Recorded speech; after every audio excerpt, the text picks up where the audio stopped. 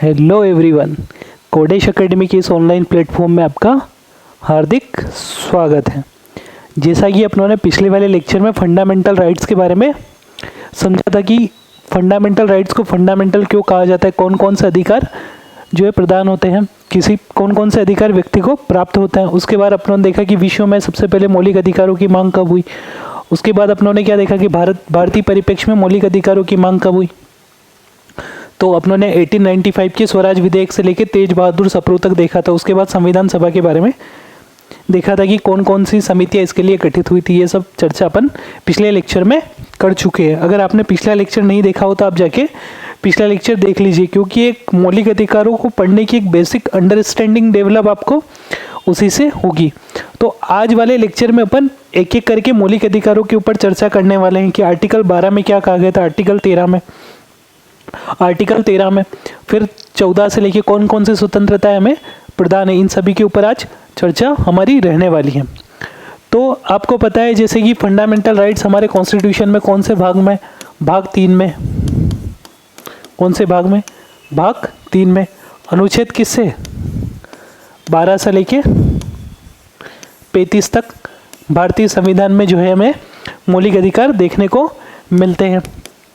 कितने प्रकार की स्वतंत्रताएं प्राप्त है? 6 प्रकार की जो है स्वतंत्रताएं हमें भारतीय संविधान प्रदान करता है।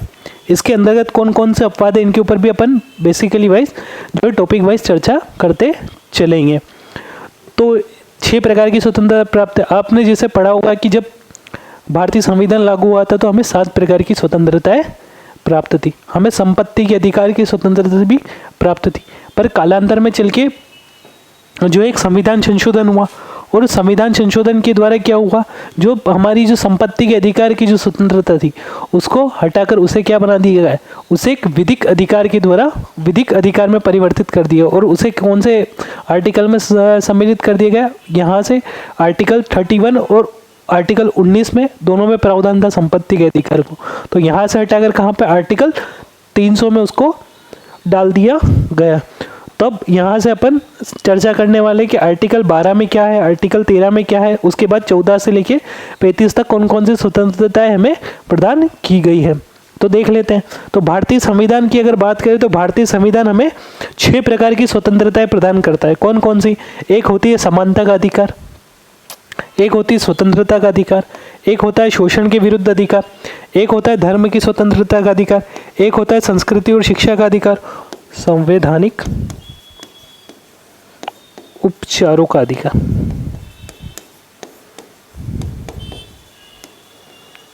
संवैधानिक उपचारों का अधिकार। तो जैसा कि आप पता होगा कि समानता का अधिकार कौन सा आर्टिकल से कौन सा आर्टिकल तक है, तो ये देख लेते हैं। तो समानता का अधिकार भारतीय संविधान के आर्टिकल 14 से लेके आर्टिकल 18 तक वर्णित है। उसी प्रकार स्वतंत्रता का अधिकार भारतीय संविधान में आर्टिकल 19 से लेके 22 तक वर्णित है। शोषण के विरुद्ध अधिकार आर्टिकल 23 से आर्टिकल 24 तक है।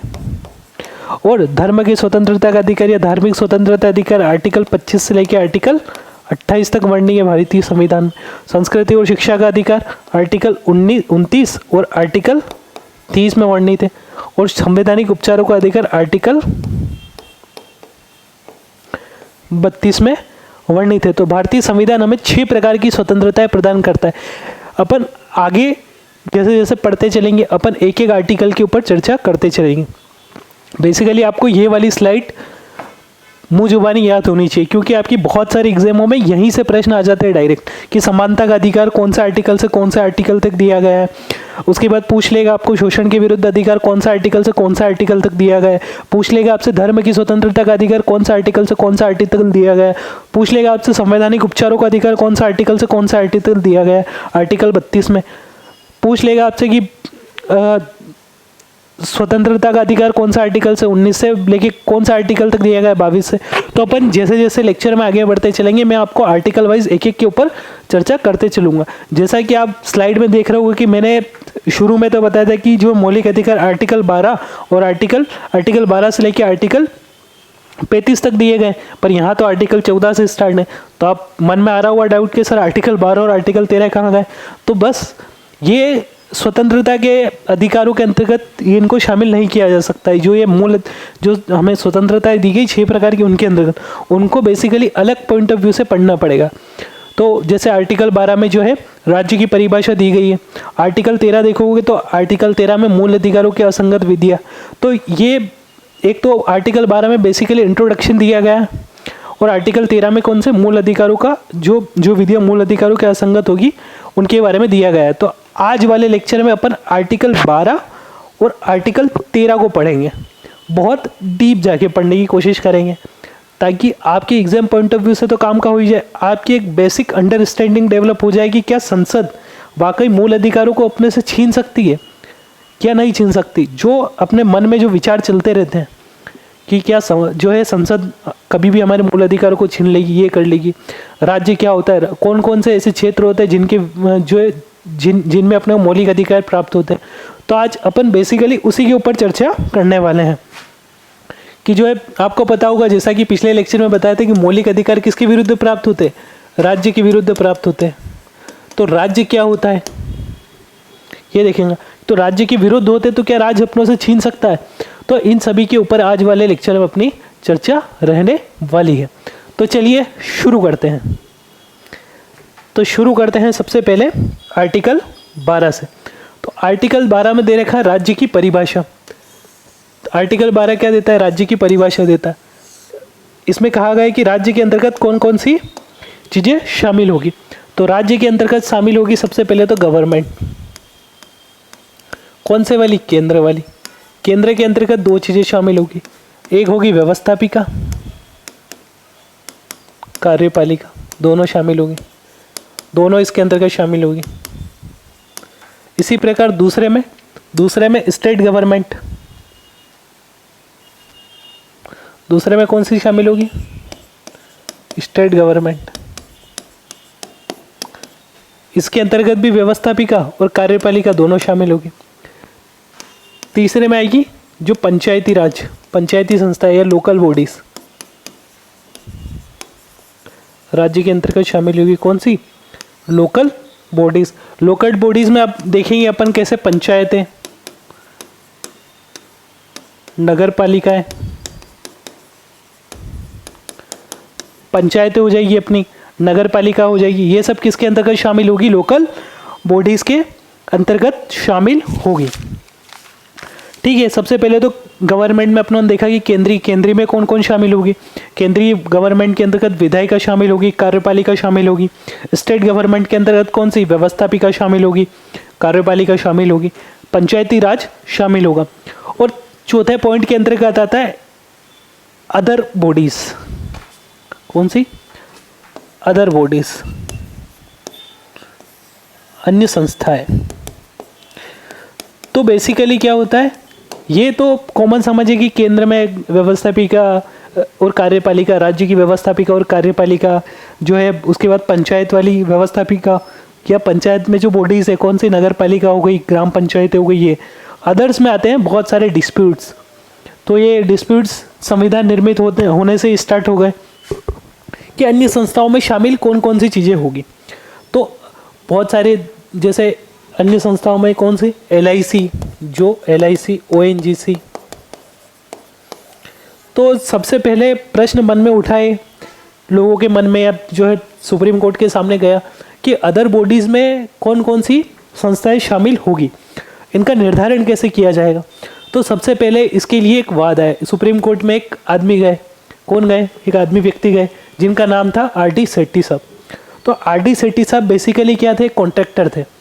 तो इन्होंने क्या करा, एक एयरपोर्ट में कॉन्ट्रैक्ट निकलते हैं, तो एक कॉन्ट्रैक्ट के लिए इन्होंने अप्लाई किया, और जो है इंटरनेशनल एयरपोर्ट ने इनको कॉन्ट्रैक्ट नहीं दिया।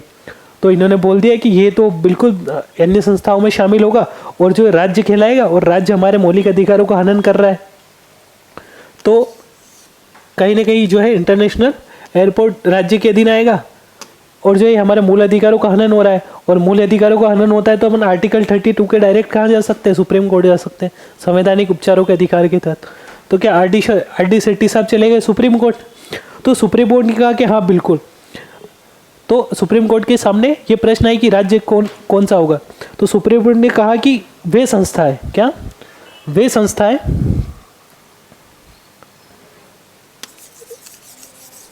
आर.डी. शेट्टी केस में क्या हुआ, सुप्रीम कोर्ट ने क्या कहा? सुप्रीम कोर्ट ने कहा कि राज्य के अंतर्गत वे संस्थाएं शामिल होगी, वे संस्थाएं राज्य के अंतर्गत शामिल होगी जिसमें जो राज्य के कुछ संसाधन रिसोर्सेस क्या होते हैं, खर्च हुए हैं। जैसे मान लो इंटरनेशनल एयरपोर्ट है तो उसको बनाने में राज्य के संसाधन खर्च हुए हैं, जैसे कि पैसा लगाया राज्य का, संपत्ति गई है, तो राज्य के संसाधन खर्च हुए हैं। तो जो इंटरनेशनल एयरपोर्ट है राज्य के अंतर्गत, तो इससे एक परिभाषा मिलती है कि राज्य के अंतर्गत अन्य बॉडीज़ में, इस बात से इन्होंने सुप्रीम कोर्ट ने एक परिभाषा दी कि राज्य के अंतर्गत जो लिखा है चौथा पॉइंट, अन्य संस्थाएं, अन्य संस्थाओं में वे चीज़ें शामिल होगी जिनमें राज्य के क्या हो, संसाधन खर्च होते हो। जैसे आप देखोगे LIC, तो LIC में जो है जो है भारत सरकार है उसकी 51% हिस्सेदारी है, तो पूरे किसके संसाधन खर्च हो रहे, तो LIC भी किसके अधीन आएगी, राज्य के अधीन आएगी।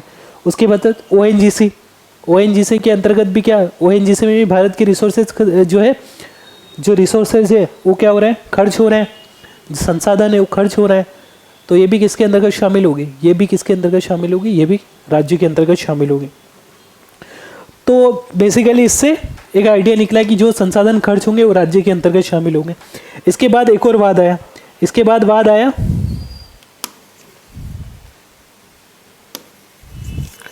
इसके बाद वाद आया 1981 में। 1981 में कौन सा वाद आया, 1981 में वाद आया सोम प्रकाश बनाम भारत संघवाद। सोम प्रकाश बनाम भारत संघवाद आया, तो इसमें भी यही प्रश्न आया कि राज्य के अंतर्गत कौन कौन सी चीज़ें शामिल हो गई। सोम प्रकाश बनाम भारत संघ मामला है, 1981 की बात है। तो 1981 में सुप्रीम कोर्ट गया मामला, तो सुप्रीम कोर्ट ने इसके अंतर्गत कहा कि राज्य के अंतर्गत जो चीज़ें शामिल होगी उनका निर्धारण 4 प्रकार से किया जा सकता है। कितने प्रकारों से किया जा सकता है, 4 प्रकारों से किया जा सकता है। तो सबसे पहला बताया इन्होंने वित्त। क्या बताया, वित्त। सुप्रीम कोर्ट ने बताया कि पहला तो है वित्त, मतलब वे चीज़ें जो वे अन्य संसाधन या जो वे प्राधिकरण जिसमें जो राज्य का क्या होता, पैसा खर्च होता हो, पैसा, वित्त, तो किसके अंतर्गत शामिल होगी, इसके अंतर्गत शामिल होगी। वे संस्थाएं जिनके कार्य किसके द्वारा निर्धारित होते हैं, सरकार के द्वारा निर्धारित होते, अर्थात राज्य क्या बनाएगा, कोई अधिनियम बनाएगा और उस अधिनियम से क्या हुआ, उस अधिनियम से उसको शक्तियाँ मिलेगी, उस अधिनियम से उसके कार्य संचालित होंगे, तो उसको किसके अधीन, उसे राज्य के अधीन अंतर्गत शामिल किया जाएगा। तो कौन कौन सी चीज़ें, एक तो वित्त हो गया, दूसरा हो गया कार्य, तीसरा क्या होगा, ऑथोरिटी कमांड। ऑथोरिटी कमांड मतलब ऑथोरिटी कमांड, तीसरा हो गया ऑथोरिटी कमांड, मतलब उस जो संस्था है उसको निर्देश कौन देगा, उस संस्था को निर्देश देगा राज्य, जो अपनी गवर्नमेंट होगी। अगर वो गवर्नमेंट उसको निर्देश दे रही है कि आपको कैसे कार्य करना है, ये आपकी पावर्स होगी, इस प्रकार से आपको कार्य करना है, तो इस टाइप की जो पावर्स होगी, अगर वो डिसाइड कौन करेगा, अगर कोई गवर्नमेंट कर रही है तो वो सभी राज्य के अंतर्गत शामिल होंगे। तो इस प्रकार अपनों ने देखा कि कौन कौन से वाद देखे, अपनों ने 2 वाद देखे, एक R.D. शेट्टी बनाम इंटरनेशनल एयरपोर्ट और देखा सोम प्रकाश बनाम भारत संघवाद। तो सबसे पहले R.D. शेट्टी बनाम में उसमें भी सुप्रीम कोर्ट ने यही कहा कि वे संस्थाएं जिसमें भारत के जो है संसाधन खर्च होंगे तो वो किसके अंतर्गत शामिल होगी, भारत के संसाधन खर्च होंगे वो सभी इसके राज्य के अंतर्गत शामिल होगी। इसी प्रकार सोम प्रकाश बनाम जो है भारत संघवाद 1981 में भी सुप्रीम कोर्ट ने ये ऑर्डर दिया कि जो है ऐसी संस्थाएं जिनमें राज्य के वित्त, उसके कार्य और उसकी अथॉरिटी कमांड किसके द्वारा निर्धारित हो रही है, उसकी अथॉरिटी कमांड जो है अगर राज्य के द्वारा निर्धारित हो रही है तो वो सभी किसके अंतर्गत शामिल होंगे, वह सभी राज्य के अंतर्गत शामिल होंगे। तो इस प्रकार अपनों ने देख लिया कि आर्टिकल 12 में कौन कौन सी शामिल होते हैं। तो समझ लेते हैं आर्टिकल जो 12 है, जो आर्टिकल 12 है अपना, आर्टिकल 12 में क्या दे रखा है, राज्य की परिभाषा दे रखी है, राज्य की परिभाषा दे रखी है। अब राज्य में कौन कौन सी चीजें शामिल होगी, एक होगी सेंट्रल गवर्नमेंट, सेंट्रल गवर्नमेंट केंद्रीय सरकार, केंद्र सरकार। इसके अंतर्गत कौन सी चीजें शामिल होगी, इसके अंतर्गत एक तो व्यवस्थापिका और एक क्या शामिल होगी, कार्यपालिका। व्यवस्थापिका शामिल होगी, एक क्या होगी, कार्यपालिका। इसी प्रकार एक और शामिल होगी, स्टेट गवर्नमेंट। स्टेट गवर्नमेंट में कौन कौन शामिल होगी? स्टेट गवर्नमेंट में शामिल होगी व्यवस्थापिका और एक शामिल होगी अपनी कार्यपालिका। इसी प्रकार तीसरे में अपनों ने देखा था कौन शामिल होगी? Local bodies. लोकल बॉडीज में कौन सी? दो चीजें, पंचायतें और नगर पालिकाएं। और चौथे में देखा था अन्य प्राधिकरण। तो कैसे निर्धारित करेंगे, इसके ऊपर अपनों ने दो बात पढ़ के चर्चा कर ली। तो अन्य प्राधिकरण के अंतर्गत कौन कौन सी चीज़ें शामिल होगी, एक दो एग्जाम्पल से समझ सकते। LIC, ONGC एक्सेट्रा इसके अंतर्गत शामिल होगी। तो अपने देखा कि राज्य के अंतर्गत कौन कौन सी चीज़ें शामिल होती है। तो देखा इसमें के central government, state government, local bodies और अन्य प्राधिकरण।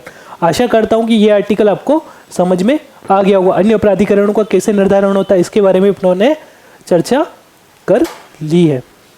अब बात करते हैं आर्टिकल 13 की। तो आर्टिकल 13 में क्या कहा गया? आर्टिकल 13 में क्या कहा गया? आर्टिकल 13 में कहा गया है कि मूल अधिकारों के असंगत करने वाली विधियां क्या होगी? शून्य होगी।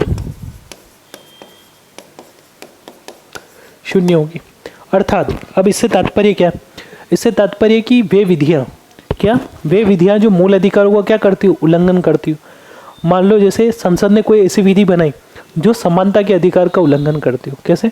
समानता के अधिकार का उल्लंघन करती हो। तो कर रही है, मूल अधिकारों से क्या रखी? असंगतता रख रही है, बिल्कुल रख रही है।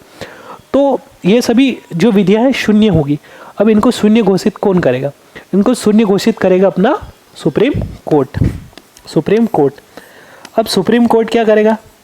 अगर ऐसी कोई विधि है तो उनकी क्या करेगा? न्यायिक पुनरावलोकन करेगा। न्यायिक पुनरावलोकन करेगा।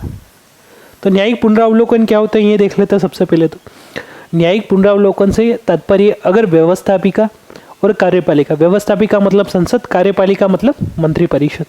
तो अगर व्यवस्थापिका और कार्यपालिका ने अगर ऐसा कोई नियम, कानून या विधि बनाई है जो क्या करती है? मूल अधिकारों का उल्लंघन करती है या संविधान का क्या करती है? उल्लंघन करती है। तो मूल अधिकारों का अगर कोई विधि ऐसा उल्लंघन कर रही है, जैसे एक विधि बनाई कि समानता के अधिकार का उल्लंघन कर रही है, सुप्रीम कोर्ट गया मामला कि भैया व्यवस्थापिका ने ऐसी विधि बनाई है जो मूल अधिकारों का उल्लंघन कर रही है। तो सुप्रीम कोर्ट क्या करेगा? उसका पुनरावलोकन करेगा, देखेगा कि क्या वाकई सच में ये मूल अधिकारों का उल्लंघन कर रही है। अगर कोई विधि जो है मूल अधिकारों का उल्लंघन करती है तो सुप्रीम कोर्ट जांच करेगा संवैधानिकता के आधार पर कि वाकई ये समानता के अधिकार का उल्लंघन कर रही है। अगर वो विधि जो है मूल अधिकारों का उल्लंघन करेगी या संविधान का उल्लंघन करेगी तो सुप्रीम कोर्ट उसे क्या कर सकता है? शून्य घोषित कर सकता है। शून्य घोषित कर सकता है। तो क्या हो जाएगी? ये शक्ति जो सुप्रीम कोर्ट जो है किसी कार्यपालिक आदेश, विधि, नियम, कानून को क्या कर सकती है? शून्य घोषित कर सकती है यदि वो संविधान का क्या करते हो? उल्लंघन करते हो। तो उसको किस नाम से जाना जाएगा? न्यायिक पुनरावलोकन के नाम से जाना जाएगा। न्यायिक पुनरावलोकन के नाम से जाना जाएगा। तो आर्टिकल 13 में बेसिकली यही कहा है कि मूल अधिकारों से असंगत रखने वाली विधियां क्या होगी? शून्य होगी। मूल अधिकारों से जो विधियां जो है असंगतता रखती है वो क्या होगी? शून्य होगी। मूल अधिकारों से असंगत रखना। इसी के बाद आर्टिकल 13(2) पे आ जाते हैं। आर्टिकल 13(1) में क्या कहा है? आर्टिकल 13(2) में क्या कहा है? आर्टिकल 13(2) में बेसिकली जो मैंने आपको समझाया ना वही क्या गया, क्या कहा गया कि अगर जो है मूल अधिकारों से संबंधित संसद कोई ऐसी विधि, इसमें बेसिकली संसद को निर्देश दिए गए, क्या संसद को निर्देश दिए गए कि संसद ऐसी कोई विधि नहीं बनाएगा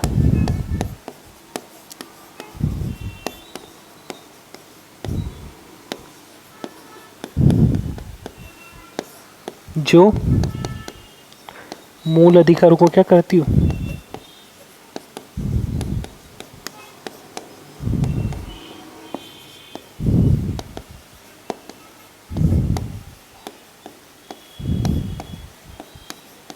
मूल अधिकारों का उल्लंघन करती हो।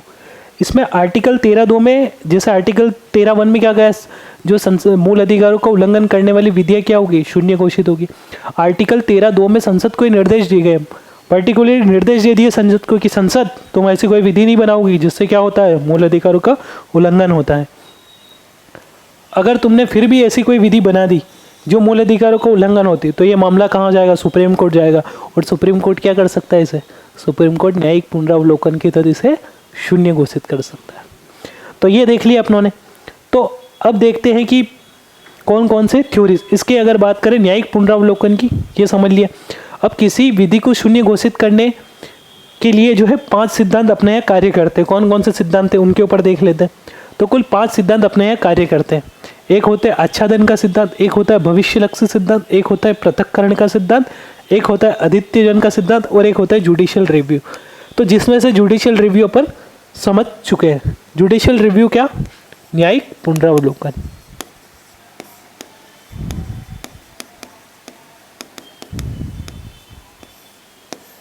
न्यायिक पुनरावलोकन को किस नाम से जाना जाता है, जुडिशियल रिव्यू के नाम से जाना जाता है।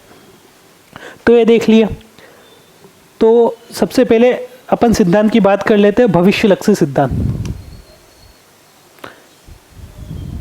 ठीक है, तो इस सिद्धांत के अंतर्गत क्या कहा गया, इस सिद्धांत के अंतर्गत कहा गया कि ऐसे कोई कानून जो क्या है संविधान निर्मित होने के पूर्व के हैं। कब के हैं, संविधान निर्मित होने के पूर्व के हैं। तो ऐसे कानून जो संविधान निर्मित होने के पूर्व के हैं, उन विधियों का इस जो है आर्टिकल 13 का उसके ऊपर कोई प्रभाव नहीं पड़ेगा। संविधान लागू होने के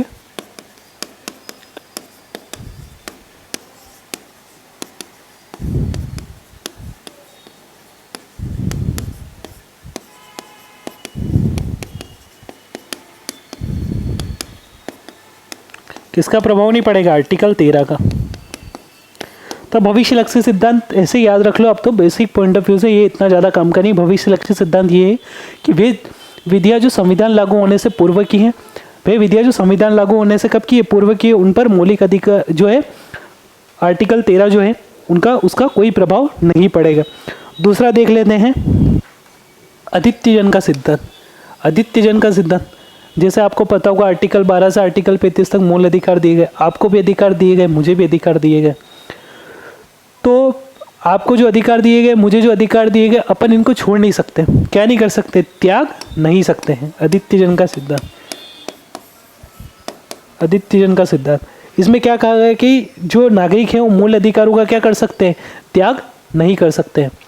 जैसे अगर बात की जाए आर्टिकल 21 में देखेंगे अपन जीवन की स्वतंत्रता का अधिकार, जीने की स्वतंत्रता का अधिकार देखेंगे। तो बेसिकली इसमें अपने देश में आपको पता होगा आत्महत्या को एक जो है अपराध माना गया है। क्यों माना गया है, क्योंकि जो है आर्टिकल 22 में जीवन की स्वतंत्रता का अधिकार है, ये किसी भी देश के नागरिक को प्राप्त है और नागरिक को प्राप्त है, और अपने अधिकारों को अपन त्याग नहीं सकते हैं। इसीलिए क्या ये हो जाएगा अपना अद्वितीयजन।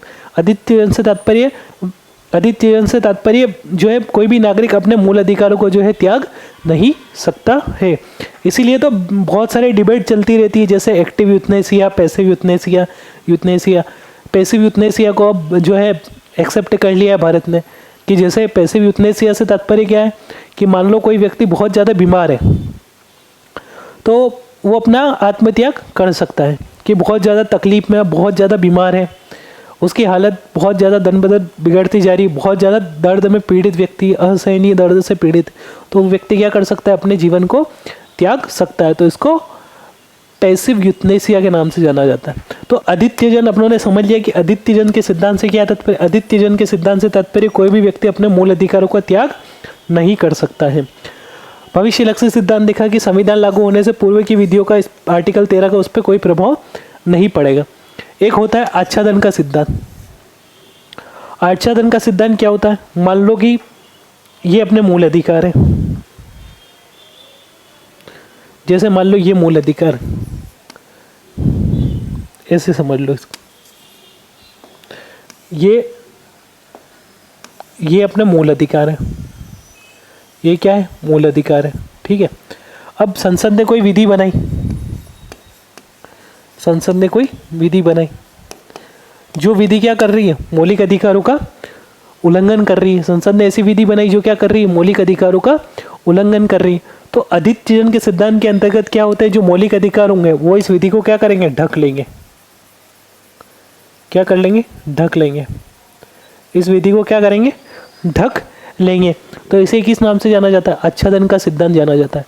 मतलब अगर संसद कोई ऐसी विधि पारित करता है जो क्या करती, मूल अधिकारों का उल्लंघन करती, तो मौलिक अधिकार उस विधि को क्या कर लेंगे, ढक लेंगे। तो इसे किस नाम से जाना जाता है, इसे जाना जाता है आच्छादन के सिद्धांत के नाम से। आच्छादन का सिद्धांत अर्थात संसद कोई ऐसी विधि बनाती है जो मूल अधिकारों का उल्लंघन करती है, तो जो मूल अधिकार उस विधि को क्या करेंगे, ढक लेंगे। अर्थात वो विधि क्या हो जाएगी, शून्य घोषित हो जाएगी। इसे किस नाम से जाना जाता है, आच्छादन के सिद्धांत के नाम से जाना जाता है। इसका एक सूक्ष्म रूप होता है पृथक्करण का सिद्धांत। क्या होता है, पृथक्करण का सिद्धांत। अब पृथक्करण का सिद्धांत क्या होता है, इसी का थोड़ा लघु रूप मान सकते हो। अब आच्छादन के सिद्धांत में क्या होता है, आच्छादन के सिद्धांत में होता है कि पूरी की पूरी विधि क्या होती है, शून्य घोषित हो जाती है। पर पृथक्करण के सिद्धांत में ऐसा नहीं होता। मान लो कोई विधि बनाई संसद में, मान लो एक लॉ बनाया, और उसका जो है जैसे एक लॉ बनाया, ये वाला लॉ बनाया, अब इसका जो है इतना इतना पार्ट क्या कर रहा है, इसका इतना इतना पार्ट जो है मूल अधिकारों का क्या कर रहा है, उल्लंघन कर रहा है। इतना इतना पार्ट क्या कर रहा है, मूल अधिकारों को छीन रहा है। तो पूरी विधि को शून्य घोषित करने की बजाय क्या करेगा, इतने इतने पार्ट को क्या कर देगा, शून्य घोषित कर देगा, और पूरी जो बाकी जो बची विधि है वो क्या हो जाएगी, लागू हो जाएगी। अर्थात पृथक्करण के सिद्धांत में अगर संसद कोई ऐसी विधि बनाती है जो मूल अधिकारों का हनन करती, तो विधि को जो है पूरा लोप न करके, पूरा जो है असंगत न करके क्या करेंगे, केवल उस पार्ट को उसका लोप कर दिया जाता है जो क्या करता है, मूल अधिकारों का उल्लंघन करता है। इसे किस नाम से जाना है, पृथक्करण के सिद्धांत। पृथक्करण मतलब एक छलनी की तरह। मान लो कि जैसे गेहूं है और गेहूं में मिले हुए अपने कौन से, बालू रेत के दाने। तो आच्छादन का सिद्धांत क्या करता है, अब ये खाने योग्य नहीं, तो आच्छादन का सिद्धांत करता है कि गेहूं जो जिसमें बालू मिश्रित है उसको क्या करता है, फेंक दिया जाएगा, उसको पूरे रिजेक्ट कर दिया जाएगा। जबकि पृथक्करण का सिद्धांत इसका क्या है, सूक्ष्म रूप है। इसमें क्या करेंगे, एक छलनी लेंगे, उसमें बालू मिश्रित गेहूं को उसमें डालेंगे और क्या करेंगे, छलनी से छान लेंगे, और छानने से क्या होगा, बालू पृथक हो जाएगी और गेहूं अपने पृथक हो जाएंगे। तो बालू को फेंक देंगे और गेहूं को अपन यूज में ले लेंगे। उसी टाइप से इसको अपन समझ सकते हैं। तो 5 विधियां हो गई, कौन कौन से, आच्छादन का सिद्धांत देख लिया अपने कौन कौन से, एक होता है आच्छादन का सिद्धांत, एक होता है भविष्यलक्षी सिद्धांत, एक अपनों ने देख लिया पृथक्करण का सिद्धांत, एक देख लिया आदित्यजन का सिद्धांत, एक होता है जुडिशियल रिव्यू। तो ये 5 सिद्धांत आपको याद रखने हैं। ये आपके एग्जाम पॉइंट ऑफ व्यू से काम के। तो आपसे पूछा जाएगा कि क्या कोई भी भारतीय नागरिक मूल अधिकारों का परित्याग कर सकता है, तो आप क्या बोलोगे, नहीं करोगे, नहीं कर सकता है। क्यों नहीं कर सकता है, क्योंकि आदित्यजन का सिद्धांत लागू हो जाता है। अगर कोई ऐसी विधि संसद लागू करेगी जो मूल अधिकारों का हनन करते, तो उसका जुडिशियल रिव्यू करने का अधिकार किसको प्राप्त होगा। अगर ये प्रश्न आपसे पूछा जाए तो आप क्या आंसर दोगे, उसका जुडिशियल रिव्यू करने का अधिकार प्राप्त होगा सर, सुप्रीम कोर्ट को प्राप्त होगा। ये अपन देख चुके हैं। भविष्य लक्षी सिद्धांत भी देख चुके हैं, पृथक्करण का सिद्धांत भी देख चुके हैं, उसके बाद आच्छादन का सिद्धांत भी देख चुके हैं। तो ये कुछ 5 सिद्धांत इसके अंतर्गत आपको पढ़ना रहते हैं। अब आर्टिकल 13 को लेके क्या है, बहुत सारे वाद हुए हैं। तो वाद यूँ निकलता है कि क्या संसद मूल अधिकारों का जो है, मूल अधिकारों में अमेंडमेंट कर सकती है या मूल अधिकारों को छीन सकती है। तो इसको लेके जो है आर्टिकल 13 में तो कड़क रूप से मनाही की गई, फिर भी बहुत सारे वाद इसके अंतर्गत होते गए कि राष्ट्रहित में अगर कोई ऐसा चीज हुआ तो राष्ट्रहित में क्या संसद जो है मूल अधिकारों को किसी व्यक्ति से छीन सकती। इसके लिए संसद और सुप्रीम कोर्ट में बहस चली। तो सबसे पहला वाद हुआ, सबसे पहले भाई साहब गए इसमें कौन गए अपने, सबसे पहले गए सज्जन सिंह भाई साहब गए, कहाँ गए, राजस्थान राज्य के खिलाफ मुकदमा लेके गए सुप्रीम कोर्ट। 1965 की बात है, 1965 में गए सज्जन सिंह, और सज्जन सिंह ने कहा कि जो राज्य की परिभाषा है, राज्य की परिभाषा में संविधान संशोधन शामिल होता है या नहीं होता। तो मतलब बेसिकली इसमें कॉन्सेप्ट में बात हुआ क्या, इसमें वाद हुआ क्या कि इसमें जो है संसद ने कहा कि जो आर्टिकल 368 पढ़ेंगे अपन, संविधान संशोधन भाग 20, तो उसमें कहा गया कि क्या आर्टिकल 368 का प्रयोग करके जो है संसद मौलिक अधिकारों को जो है कम कर सकती है, छीन सकती है।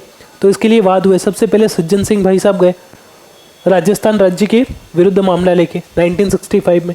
तो इसमें क्या कहा कि जो राज्य की परिभाषा है, राज्य की परिभाषा में जो है, राज्य की परिभाषा में संविधान संशोधन को शामिल नहीं किया जाएगा। संविधान संशोधन शामिल नहीं होंगे। इसमें क्या कहा, जो राज्य की परिभाषा है उसमें संविधान संशोधन को शामिल नहीं किया जाएगा। किसमें बताया गया, ये बताया गया अपना सज्जन सिंह बनाम राजस्थान वाद। और कब हुआ है अपना 1965 में। इसके बाद ही 1967 की बात है। 1967 में गोलकनाथ भाई साहब चले गए पंजाब राज्य के विरुद्ध मामला लेकर। तो सुप्रीम कोर्ट ने मन करा, अरे अगर ऐसा होगा कि संविधान संशोधन को शामिल नहीं करेंगे तो संसद वाले तो सारे अधिकार छीन लेंगे अपने। तो सुप्रीम कोर्ट ने काफ़ी चिंतन मनन किया और जो है इसके अंतर्गत गोलकनाथ वाद में क्या कहा सुप्रीम कोर्ट ने, गोलकनाथ वाद में कहा कि जो राज्य की परिभाषा है, जो राज्य की परिभाषा है, गोलकनाथ वाद में कहा कि जो राज्य की परिभाषा है उसके अंतर्गत संविधान संशोधन को शामिल किया जाएगा। किसमें कहा, गोलकनाथ वाद में किया जाएगा, जो किया जाएगा।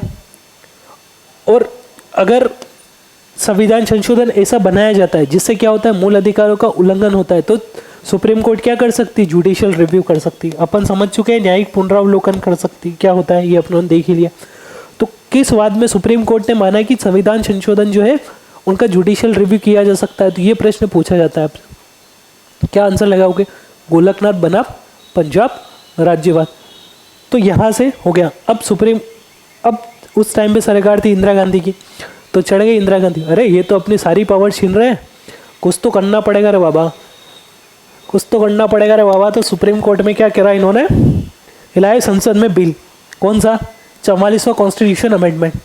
और 44वां कॉन्स्टिट्यूशन अमेंडमेंट ये अपने संसद में लाए और पारित करवा दिया, क्योंकि इनकी मेजोरिटी थी संसद में, दोनों सदनों में, तो पारित करवा दिया। और इसके अंतर्गत प्रावधान क्या किया गया, इसके अंतर्गत प्रावधान किया गया कि जो संविधान संशोधन है, आर्टिकल 24 में क्या प्रावधान किया गया, आर्टिकल 24 जो अमेंडमेंट किया गया, कौन सा, 24वां कॉन्स्टिट्यूशन अमेंडमेंट एक्ट लाए। इसमें क्या कहा कि जो आर्टिकल 368 जो है संविधान संशोधन,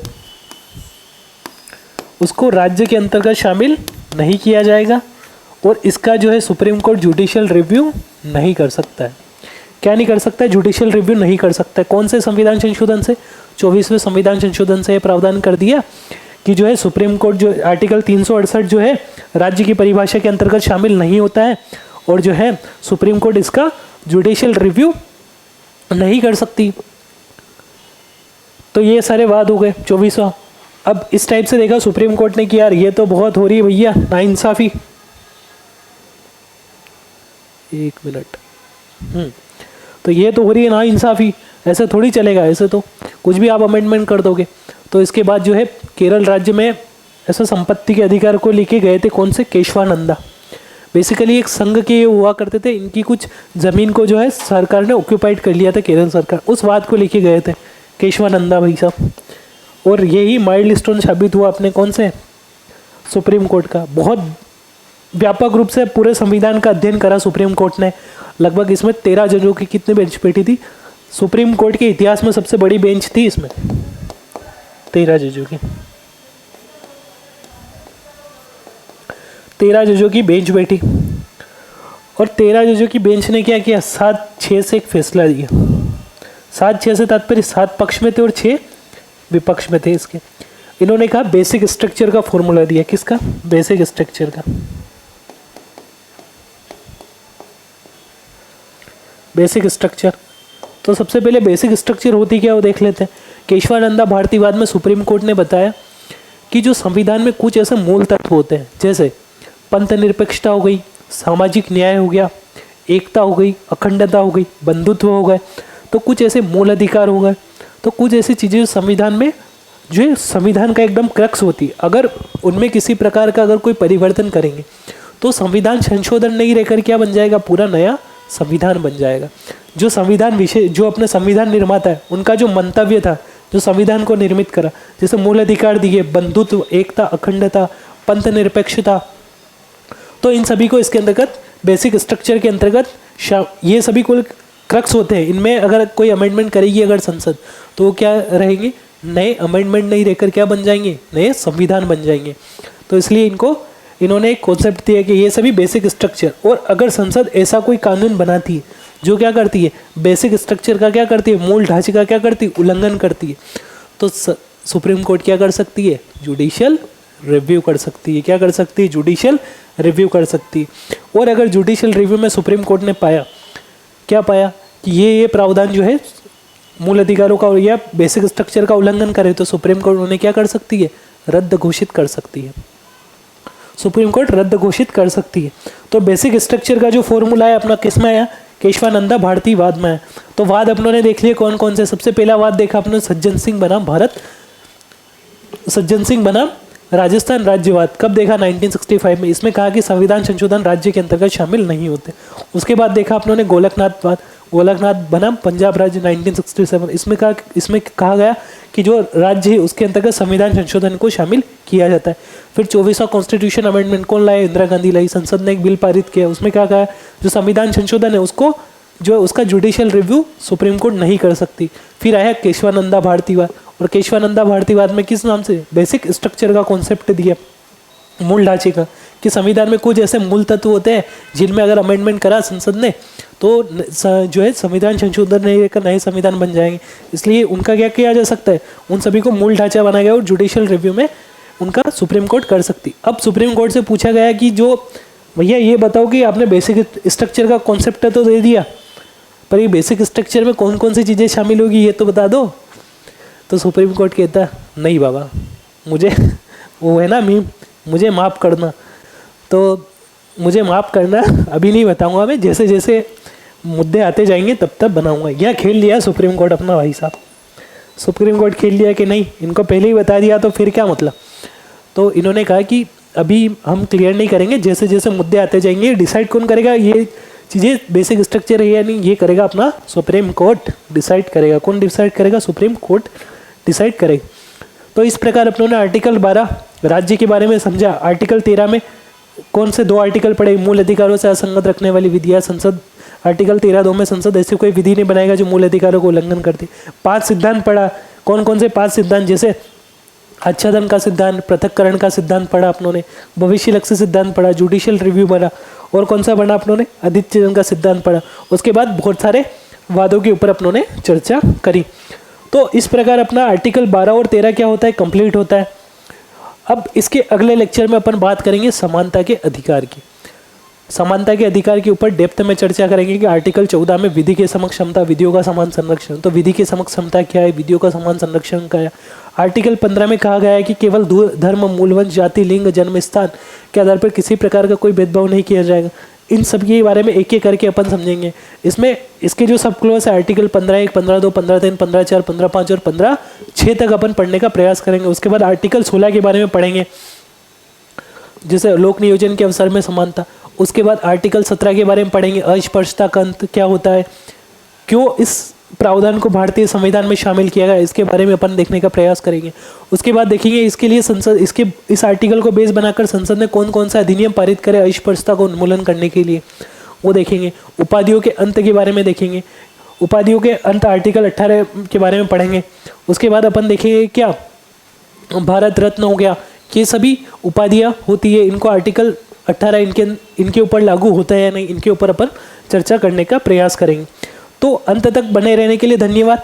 ये सब अपना मूल अधिकार वाला सेशन चलेगा, थोड़ा डीप पढ़ने का प्रयास करेंगे अपन इस पूरे लेक्चर में, ताकि आपको लगभग मूल अधिकार के सारे आयाम कवर होते चले।